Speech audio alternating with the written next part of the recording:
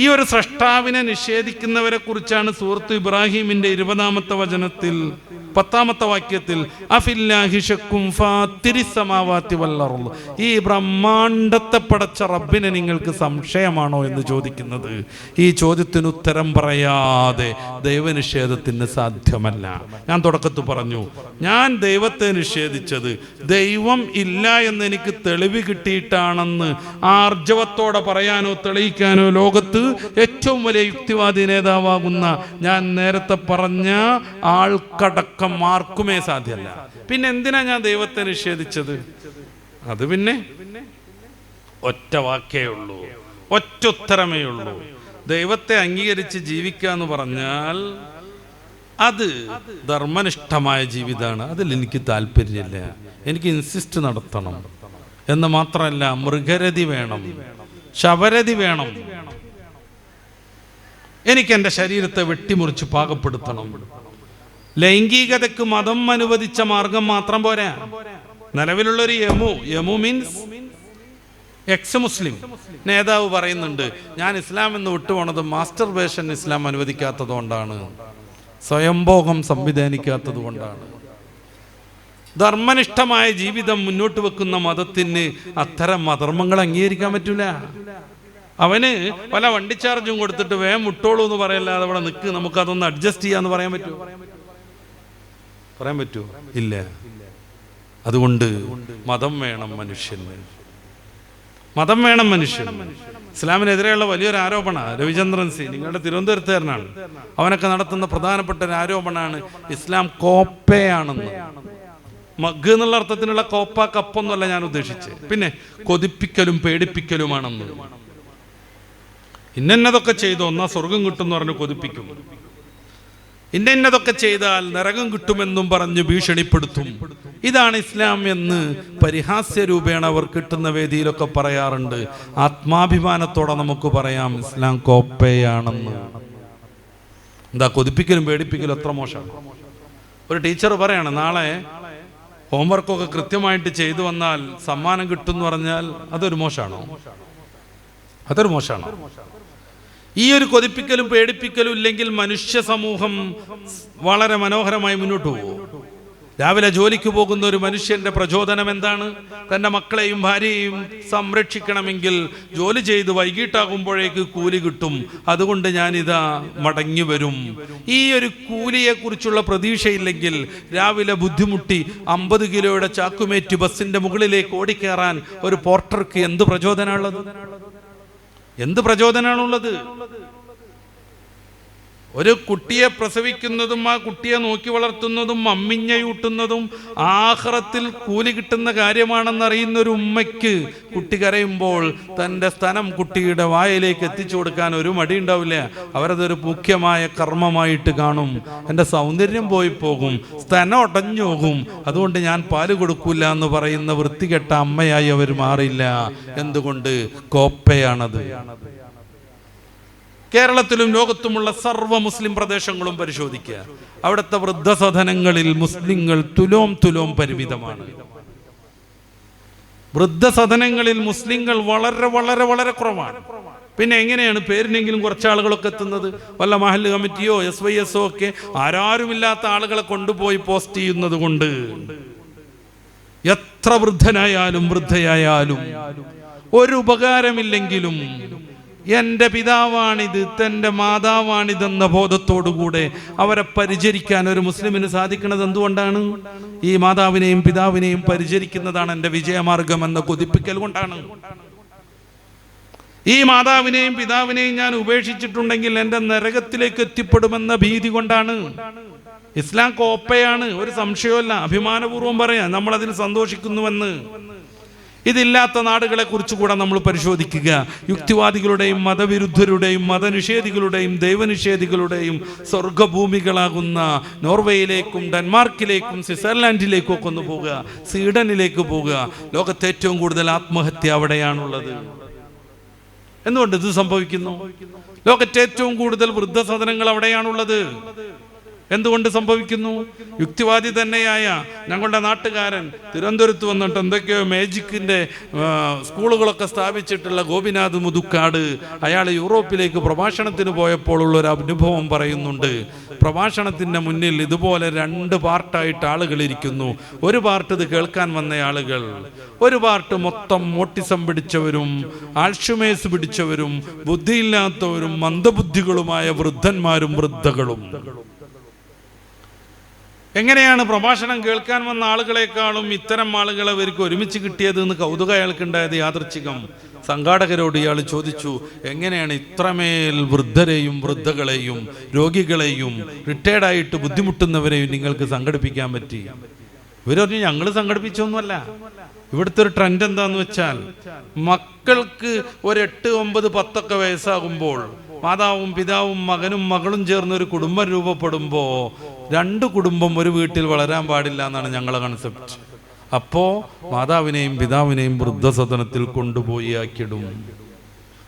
ഈ വൃദ്ധസദനത്തിൽ നരകിച്ച് കഴിയുന്നവർക്ക് എന്തെങ്കിലും ഒരു സന്തോഷം വരട്ടെ എന്ന് കരുതിയിട്ട് ഇങ്ങനത്തെ പൊതുപരിപാടികളൊക്കെ ഉണ്ടാകുമ്പോൾ വൃദ്ധസദനം നടത്തുന്ന ആളുകൾ ഇങ്ങോട്ട് കൊണ്ടുവരും, അല്ലാതെ ഞങ്ങൾ വിളിച്ചു കൊണ്ടുവന്നതൊന്നും അല്ല എന്ന്. എന്തുകൊണ്ട് ഇത് സംഭവിക്കുന്നു? എന്തുകൊണ്ടൊരു മുസ്ലിമിന് യാതൊരു ഉപകാരവുമില്ലാത്ത മാതാവിനെയും പിതാവിനെയും സംരക്ഷിക്കാൻ കഴിയുന്നു? യുക്തിവാദികളുടെ ആദർശം അനുസരിച്ച് ഈ മാതാവിനെയും പിതാവിനെയും സംരക്ഷിക്കേണ്ട എന്ത് കാര്യമുണ്ട്? അവർ പരിണാമത്തിലാണ് വിശ്വസിക്കുന്നത്. മതം രൂപപ്പെട്ടത്, മനുഷ്യർ രൂപപ്പെട്ടത് പരിണാമത്തിലൂടെയാണ്, എവല്യൂഷനിലൂടെയാണ്. എവല്യൂഷന്റെ ഏറ്റവും പ്രധാനപ്പെട്ട സിദ്ധാന്തം എന്താണ്? നാച്ചുറൽ സെലക്ഷൻ, പ്രകൃതി നിർദ്ധാരണം. എന്ന് വെച്ചാൽ പ്രകൃതിയുടെ വിവിധങ്ങളായ പരീക്ഷണങ്ങൾ ഉണ്ടാവും. അതിനെയൊക്കെ അതിജയിച്ച് മുന്നോട്ട് പോകുന്ന സ്പീസീസ്, ജൈവവർഗം, ജീവിവർഗം, അതിനെ മുന്നോട്ട് പോകാൻ പറ്റുള്ളൂ എന്ന് അവർ സിദ്ധാന്തിക്കുന്നത്. വൃദ്ധയായ ഈ മാതാവിനെയും പിതാവിനെയും കൊണ്ട് എന്തുപകാരമുണ്ട്? അവർക്ക് പ്രകൃതി നിർദ്ധാരണത്തിന് പറ്റും? ഇല്ല. എൻ്റെ കണ്ണിനൊരു കാഴ്ചക്കുറവ് എന്ന് പറയും, ഡോക്ടറെ കാണിക്കുമ്പോൾ തിമിരം വന്നിരിക്കുന്നു, ഒരു 50,000 രൂപ ചെലവ് വരും, സർജറി കഴിയുന്നു. അത് കഴിഞ്ഞ് പോരുന്ന സമയത്ത് അടുത്ത ഡേറ്റ് എഴുതി കൊടുക്കും മറ്റേ കണ്ണ് സർജറി നടത്താൻ. എന്തുപകാരമുണ്ട്? ഈ പുരാവസ്തുവിനെ കൊണ്ട് യുക്തിവാദികളുടെ ആദർശം അനുസരിച്ച് എന്തുപകാരമുണ്ട്? ഉമ്മ, നിങ്ങള് അടങ്ങിയിരിക്കണം കേട്ടോ, വിഴയരുത് എന്നൊക്കെ നമ്മൾ ഉപദേശം കൊടുത്താലും മെല്ലെ മെല്ലെ മെല്ലെ മെല്ലെ എന്തെങ്കിലുമൊക്കെ കാണുമ്പോൾ പുറത്തു വന്ന് നോക്കും, മാർബിളിൽ തെന്നി വീണ് കാല് പൊട്ടും, 2 ലക്ഷം രൂപ ഔട്ട്. എന്നാലും ഒരു വിശ്വാസി അവരെ സംരക്ഷിക്കും. യുക്തിവാദിക്ക് സംരക്ഷിക്കേണ്ട ബാധ്യതയില്ല. കാരണം പ്രകൃതി നിർദ്ധാരണത്തിന് സാധ്യമല്ലാത്ത വികലാംഗരും ശക്തി കുറഞ്ഞവരുമാണ് ഈ മാതാപിതാക്കൾ.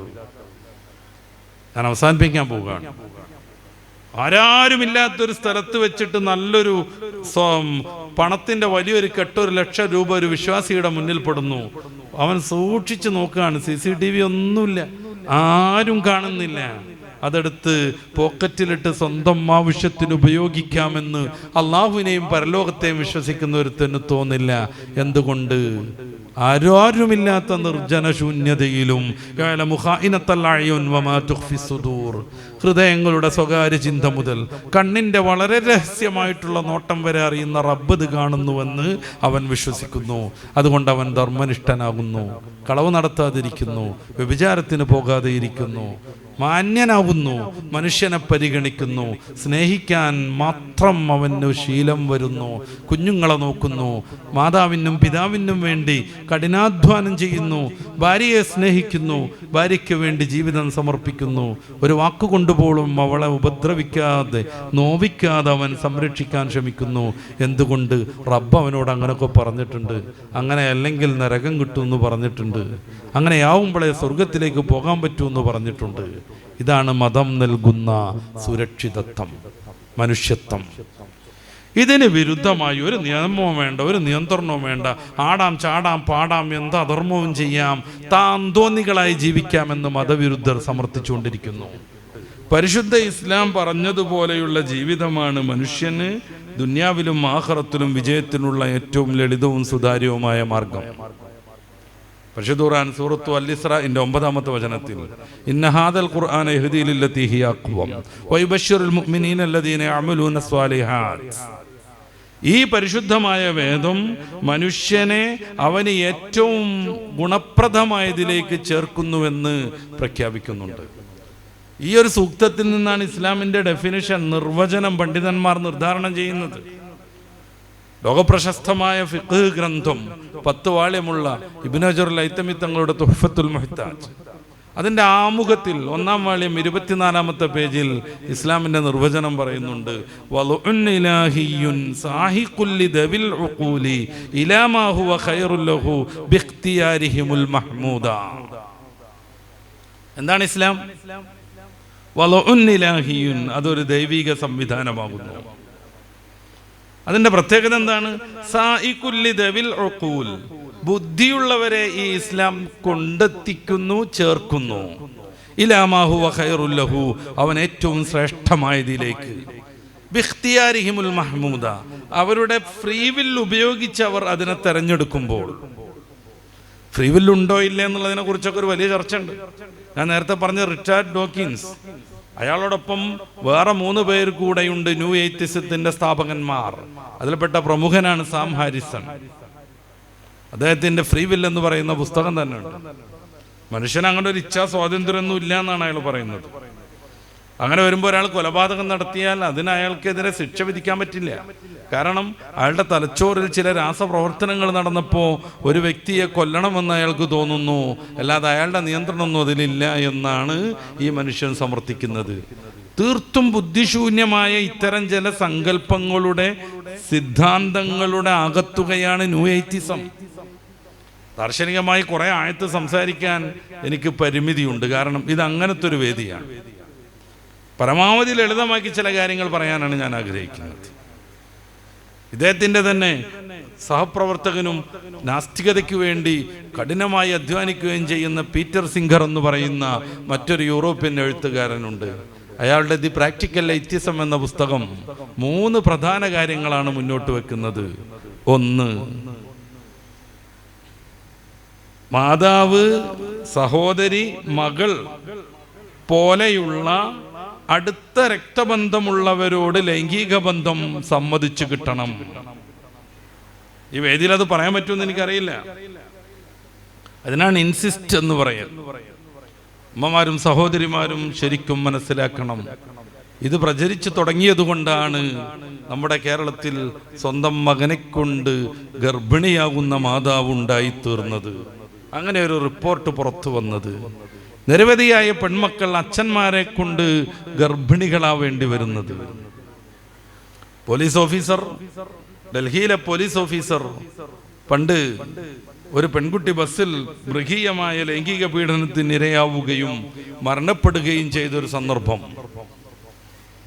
കേരളവും ഇന്ത്യയും ഒക്കെ അത് ധാരാളം ചർച്ച ചെയ്തിരുന്നു. പോലീസുകാരുടെ ശ്രദ്ധക്കുറവ് കൊണ്ടാണ് ഇത് സംഭവിക്കുന്നത് എന്ന രീതിയിൽ ആക്ഷേപമുണ്ടായപ്പോൾ ഡൽഹിയിലെ പോലീസ് ഓഫീസർ പത്രസമ്മേളനം വിളിച്ചിട്ട് അയാൾ കണക്കുകൾ ഉദ്ധരിച്ചുകൊണ്ട് പറഞ്ഞു, പെൺകുട്ടികൾ കൂടുതൽ പീഡിപ്പിക്കപ്പെടുന്നത് ഗാർഹിക പീഡനങ്ങളാണ്. എന്ന് വെച്ചാൽ അച്ഛനിൽ നിന്നും, വല്യച്ഛനിൽ നിന്നും, ജ്യേഷ്ഠനിൽ നിന്നും, അമ്മാവനിൽ നിന്നും. അച്ഛനും പെൺകുട്ടിയും ഒന്നിച്ചു പോകുമ്പോൾ പോലീസിന് അവിടെ എന്ത് റോളുണ്ടെന്ന് അയാൾ പത്രക്കാരോട് ചോദിച്ചു. എന്തുകൊണ്ടിങ്ങനെ? ഞാൻ കേരളത്തിൻ്റെ തെക്ക് ഭാഗത്താണ് ഇത് സംസാരിക്കുന്നത്. നിങ്ങളുടെ നാടിനോട് ഏകദേശം ഓരം ചേർന്ന് നിൽക്കുന്ന കോട്ടയത്തുള്ള മനുപ്രസാദ് എന്ന് പറയുന്ന യുക്തിവാദികളുടെ നേതാവുണ്ട്. അയാൾ ഞങ്ങളുടെ നാട്ടിൽ കോഴിക്കോട് വന്നിട്ട് ഒരു വലിയ പ്രോഗ്രാമിൽ അവതരിപ്പിച്ച വിഷയം തന്നെ ഇൻസിസ്റ്റിൻ്റെ പ്രത്യേകതകളായിരുന്നു.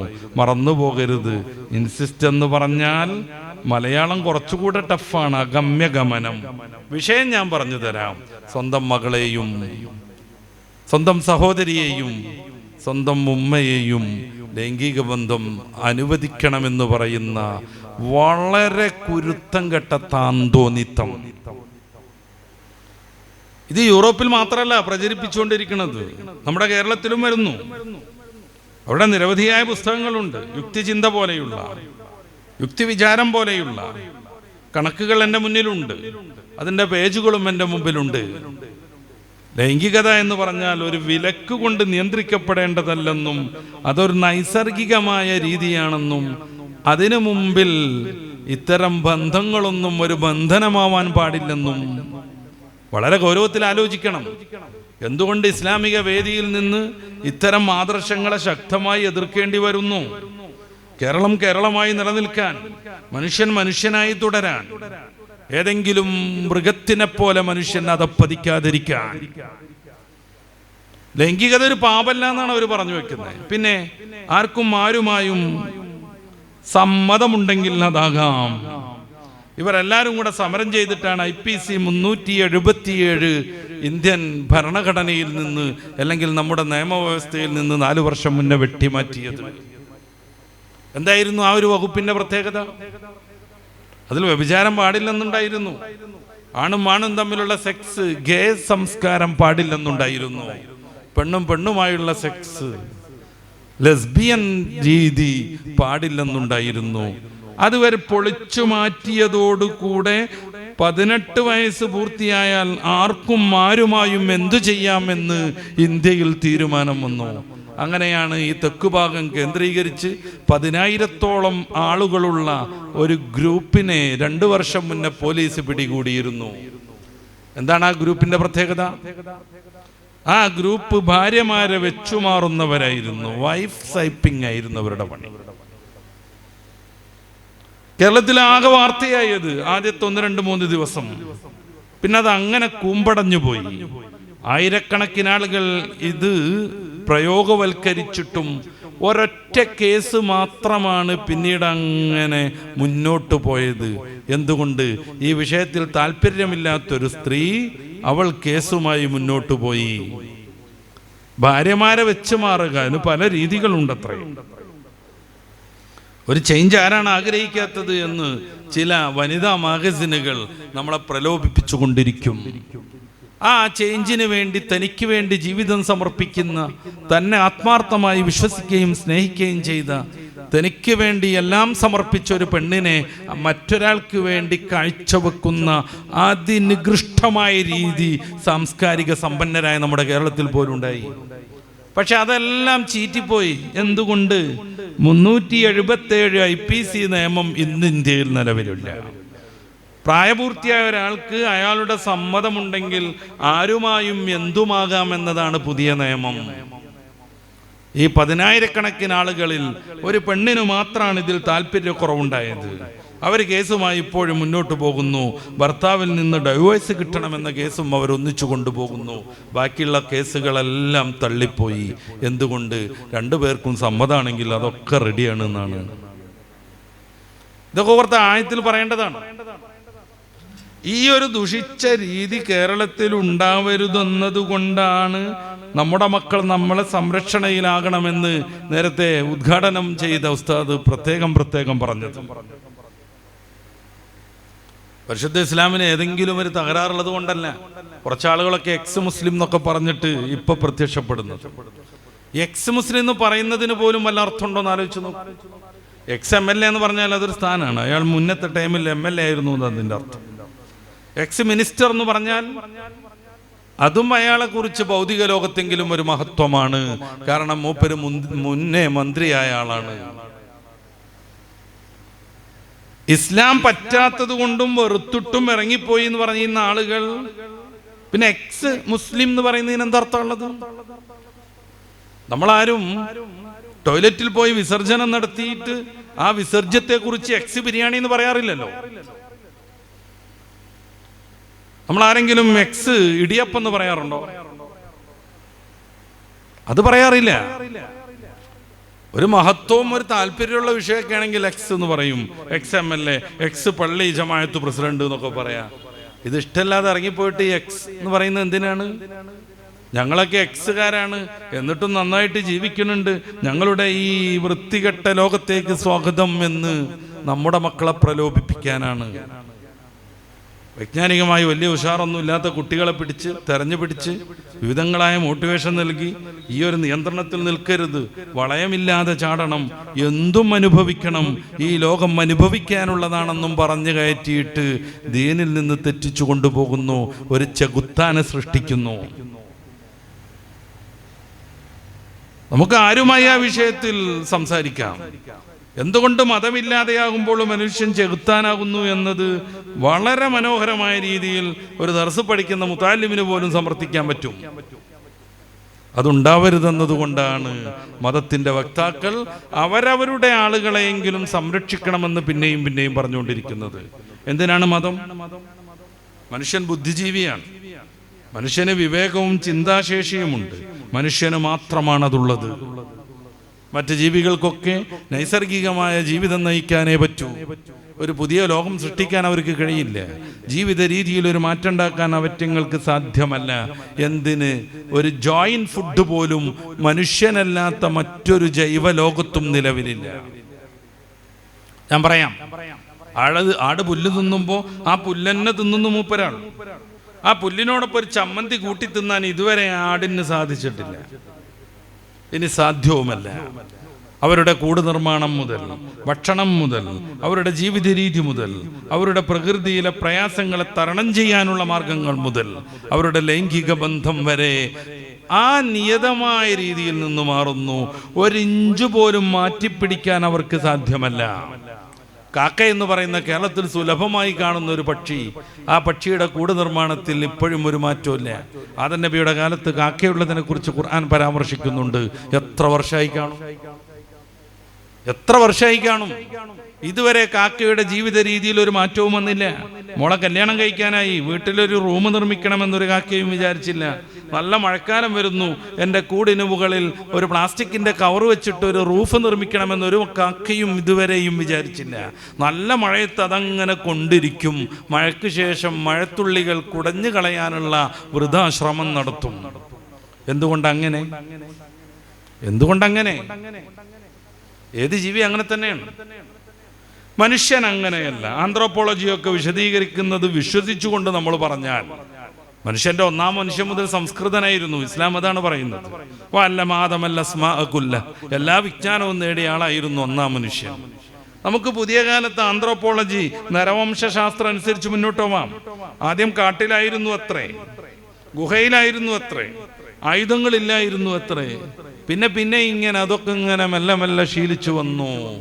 ആയുധങ്ങൾ പരുക്കനായി, പിന്നീട് ചെത്തിമിനിക്ക് ഉപയോഗിച്ചു, പിന്നീട് ലോഹങ്ങൾ ഉപയോഗിക്കാമെന്ന് പഠിച്ചു. അതിനിടയ്ക്ക് ഭക്ഷണം പാചകം ചെയ്യുന്നത് ശീലിച്ചു. കുടിലുകളിൽ നിന്ന് മെല്ലെ മെല്ലെ നല്ല വീടുകളിലേക്കെത്തി, വീടുകളിൽ നിന്ന് കൊട്ടാരത്തിലേക്കെത്തി. മറ്റ് ജീവികളെയൊക്കെ അതിജയിക്കും വിധത്തിൽ നമ്മുടെ ശാരീരിക പരിമിതികളെ നമുക്ക് മേക്കപ്പ് ചെയ്യാനും ഓവർകം ചെയ്യാനും സാധിച്ചു. എങ്ങനെ? നമ്മുടെ ബുദ്ധി കൊണ്ട്, ചിന്താശേഷി കൊണ്ട്. മനുഷ്യന് മാത്രമാണ് കുറേ പൊതുകാര്യങ്ങൾ പരിശോധിച്ച് ഒരു നിയമത്തിലേക്ക് എത്തിച്ചേരാൻ പറ്റുന്നത്. മനുഷ്യൻ മാത്രമാണ് താഴേക്ക് ആപ്പിള വീഴുമ്പോൾ എന്തുകൊണ്ട് ഇത് താഴേക്കെന്ന് ചിന്തിക്കുന്നത്. മനുഷ്യൻ ബുദ്ധിമാനായതുകൊണ്ട് തന്നെ അവന് എല്ലാ നിയമങ്ങളെയും അതിജയിക്കാനും കഴിയും. നമ്മൾ കാട്ടിനെ കുറിച്ച് ആലോചിച്ച് നോക്കൂ. നമ്മുടെ ചിത്രകഥകളിൽ കാട്ടിൽ സിംഹം രാജാവായത് കാണും, കുറുക്കൻ മന്ത്രിയുമായിരിക്കും.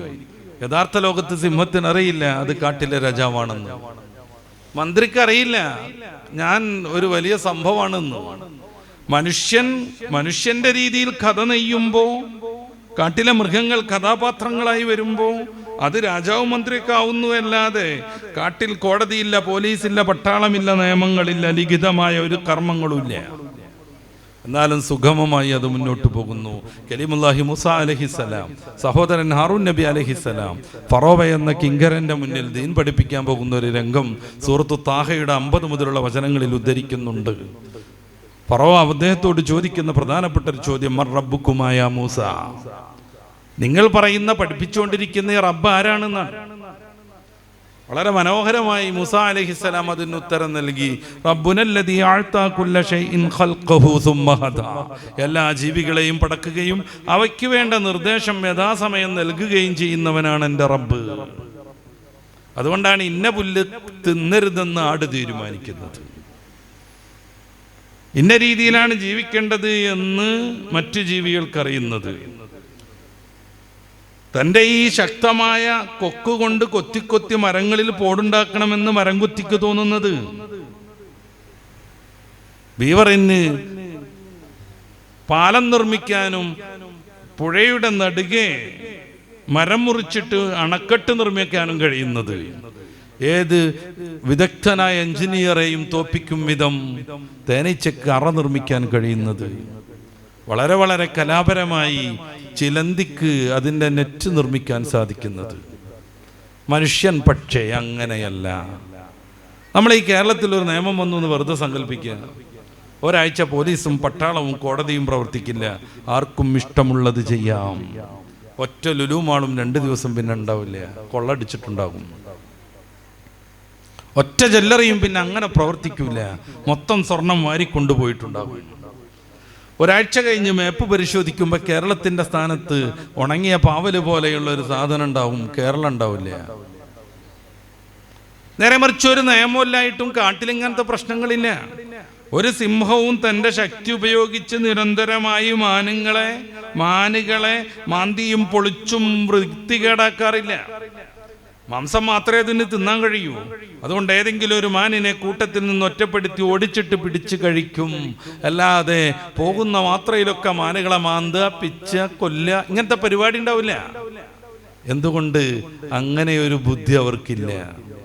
മനുഷ്യൻ അങ്ങനെ ആയതുകൊണ്ട് കൊള്ളയടിക്കരുതെന്ന് നിയമം വേണം, ജ്വല്ലറി പൊളിക്കരുതെന്ന് നിയമം വേണം, ആരാൻ്റെത് അപഹരിക്കരുതെന്ന് നിയമം വേണം. മനുഷ്യന് മാത്രം നിയമം വേണം. അതുകൊണ്ടാണ് എല്ലാ നാടുകളിലും അവരവരുടേതായ നിയമങ്ങൾ ഉണ്ടാകുന്നത്. എന്നല്ല, ദൈവത്തെയും മതത്തെയും വിശ്വസിക്കാത്ത നാടുകളിൽ അതികഠിനമായ നിയമങ്ങളാണ്. ചൈന ഉദാഹരണം, ഉത്തര കൊറിയ ഉദാഹരണം.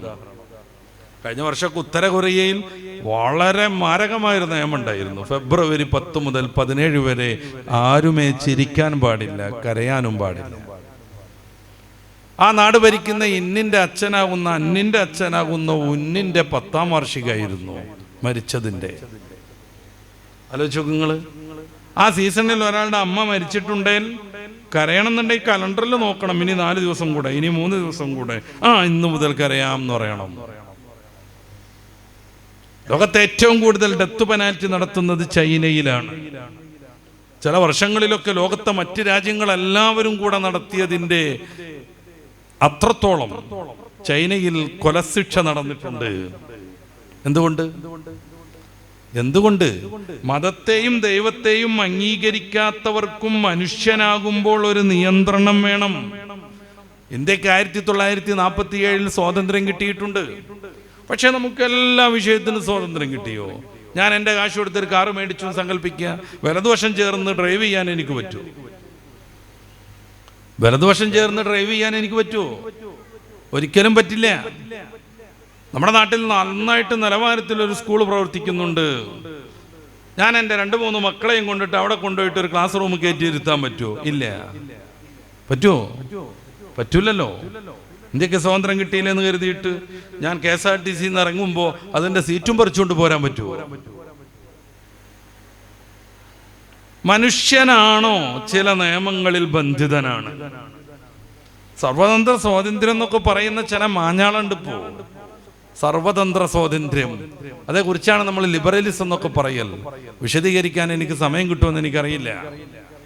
സർവതന്ത്ര സ്വാതന്ത്ര്യം എന്ന് പറഞ്ഞാൽ അത് ഒരിക്കലും പ്രായോഗികമേ അല്ല. കുറെ ആളുകളൊക്കെ ഇപ്പൊ അങ്ങനെയാണ്, my body is my choice, എൻ്റെ ശരീരം എൻ്റെ അധികാരം.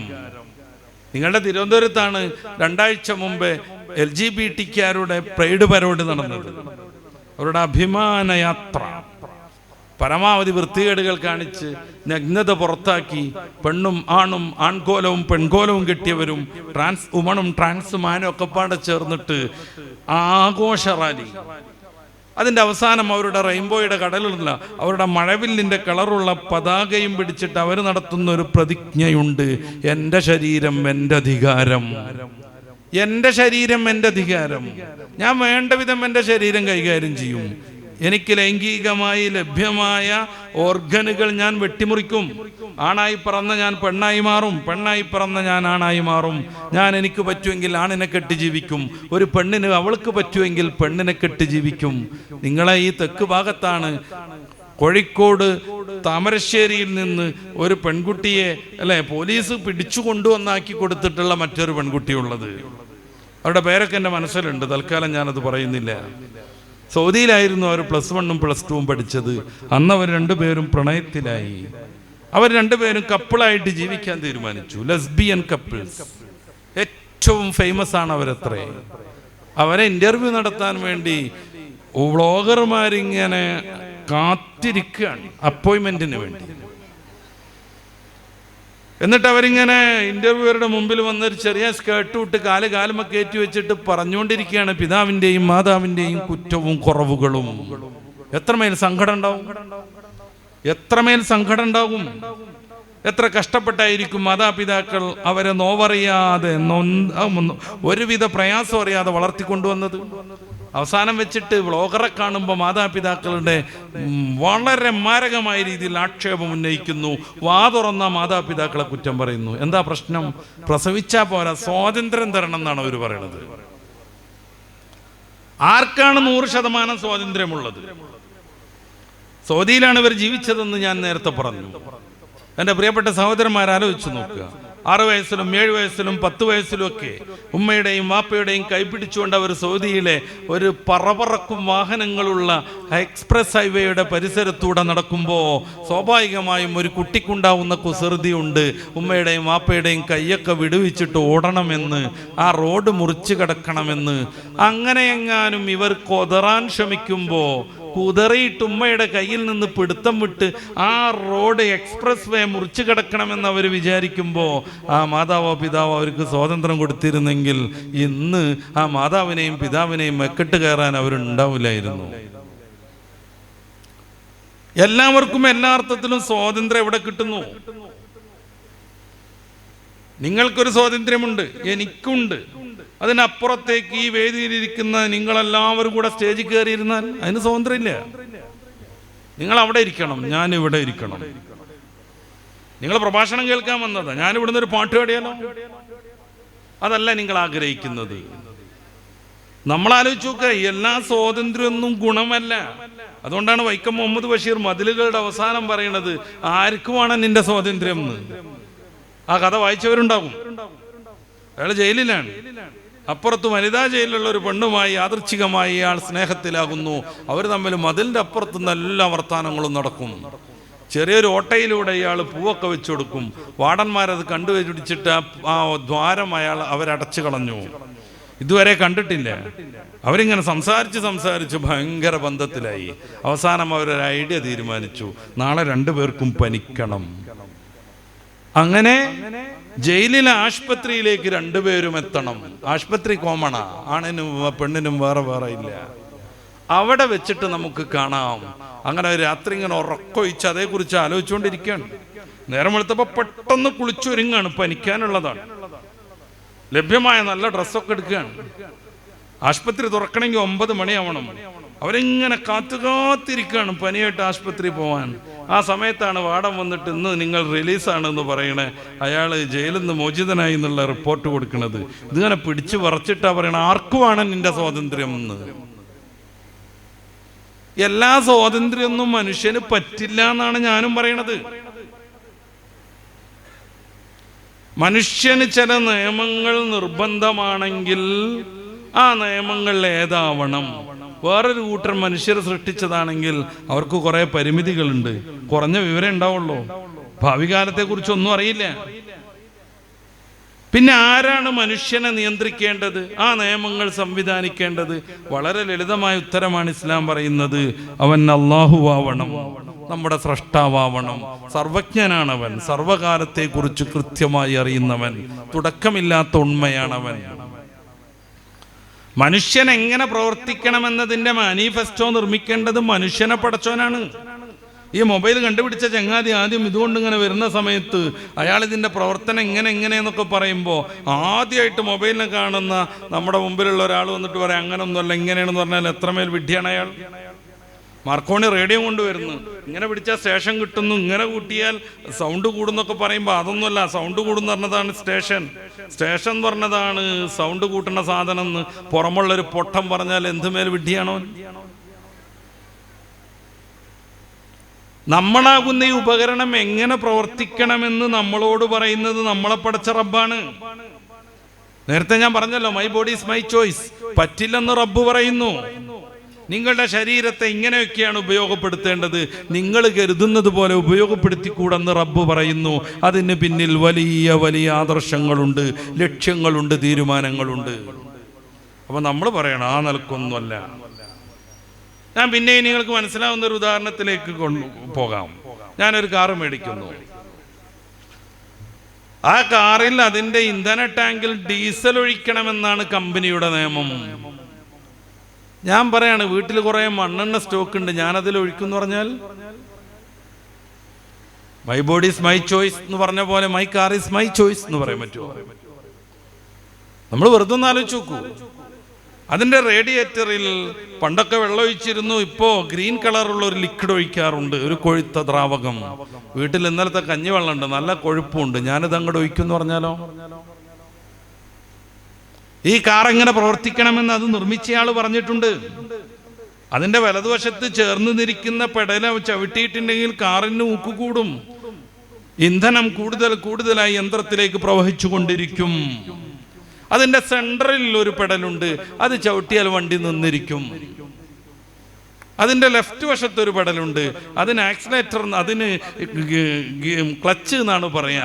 അത് ഉപയോഗിക്കേണ്ടത് ഇന്ന സമയത്താണ് എന്നൊക്കെ കമ്പനി അതിന്റെ ഒരു ബുക്കിൽ, അതിന്റെ ഒരു ചെറിയ നോട്ടീസിൽ എഴുതി തരുമ്പോ ഒരു പൊട്ടനായ ഡ്രൈവർ ഇങ്ങനെ വിചാരിക്കുകയാണ്, ഇത് എന്റെ കാറാ, ഫുൾ കാശ് ഞാൻ കൊടുത്തിട്ടുണ്ട്, ടയോട്ടയായിട്ടിന് ഒരു ബാധ്യതയും നിലനിൽക്കണില്ല, ഇത് ഞാൻ കൂടെ ടാക്സ് കൊടുക്കുന്ന റോഡാണ്, my car is my choice, എൻ്റെ കാർ ഞാൻ എനിക്കിഷ്ടമുള്ള മാതിരി ഉപയോഗിക്കുമെന്നൊരു പൊട്ടൻ തീരുമാനിച്ചാൽ, ഒരു വളവിൽ അത്യാവശ്യം 90 സ്പീഡിൽ ഇയാൾ ഇങ്ങനെ പാറിക്കൊണ്ടിരിക്കുകയാണ്, അപ്പുറത്തുനിന്ന് നിറയെ മെറ്റൽ നിറച്ചിട്ടൊരു വലിയ ലോറി ടോറസ് ഇങ്ങനെ കടന്നു വരുന്നു, അവനൊത്തിരി സ്പീഡിലാണ്, രണ്ടുപേരും ഇങ്ങനെ ചുംബിക്കാൻ നിൽക്കുകയാണ്. ആ സമയത്താണ് കമ്പനിക്കാരൻ്റെ നിയമം ഓർമ്മ വരുന്നത്, സെൻറ്ററിലെ പെടൽ ആഞ്ഞു ചവിട്ടണം.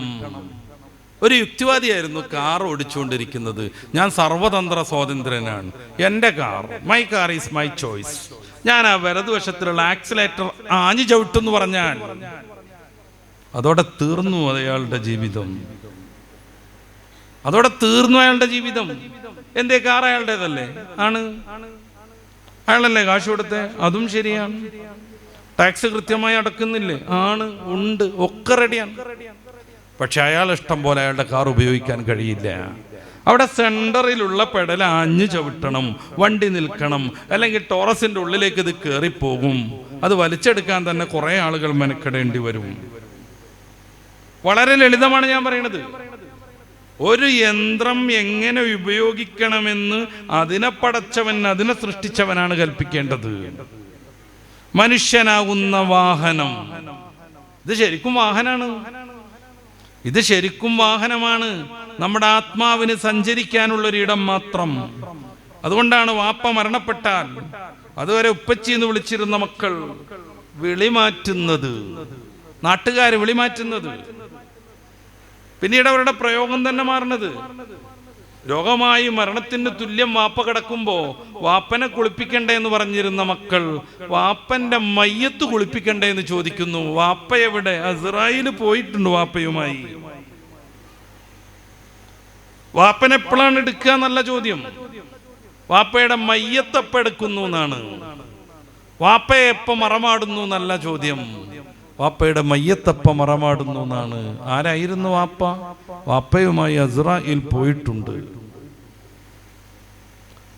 ആ വാപ്പയ്ക്കും മകനും എനിക്കും നിങ്ങൾക്കും സഞ്ചരിക്കാനുള്ള വാഹനമാണ് ഈ കാണുന്ന ബോഡി. ഇതെങ്ങനെ ഉപയോഗപ്പെടുത്തണം? ഇതിലേക്ക് ഏത് വെള്ളം ചേർക്കണം? കള്ളു കുടിക്കരുതെന്ന് മനുഷ്യനെ പടച്ച റബ്ബ്, മനുഷ്യന്റെ ജീവിത രീതിയാവുന്ന മാനിഫെസ്റ്റോ, ദി ലാസ്റ്റ് ടെസ്റ്റമെന്റ്, അവസാന നിയമം, പരിശുദ്ധ ഖുർആൻ 5-ാം അധ്യായം സൂറത്ത് മാഇദയുടെ 90-ാമത്തെ വചനത്തിൽ പറയുന്നു, ഇന്നമൽ ഖംറു വൽ മൈസിർ, ഇതിലൂടെ മദ്യം കയറ്റരുത്. കാറിന്റെ ടാങ്കിൽ ഡീസൽ ഒഴിക്കണം, മണ്ണെണ്ണ പാരരുതെന്ന് കമ്പനി പറയുന്നത് പാലിക്കാൻ നാം തയ്യാറാകുന്നുണ്ടോ? മനുഷ്യനെ പടച്ച റബ്ബ് പറയുന്നു ഇതിലൂടെ മദ്യം കയറ്റരുതെന്ന്, അത് പാലിക്കാനും നമ്മൾ നിർബന്ധിതരാണ്.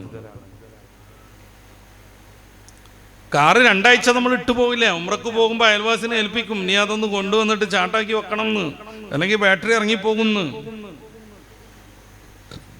ഈ വാഹനം ഇങ്ങനെ തന്നെ നിടക്കരുത്, 5 നേരം കുനിയണം, ഓരോ സന്ധിയൊക്കെ നടക്കണം എന്ന് റബ്ബ് പറഞ്ഞിട്ടുണ്ടെങ്കിൽ അത് ചെയ്യേണ്ടി വരും. അത് ചെയ്യേണ്ടി വരും.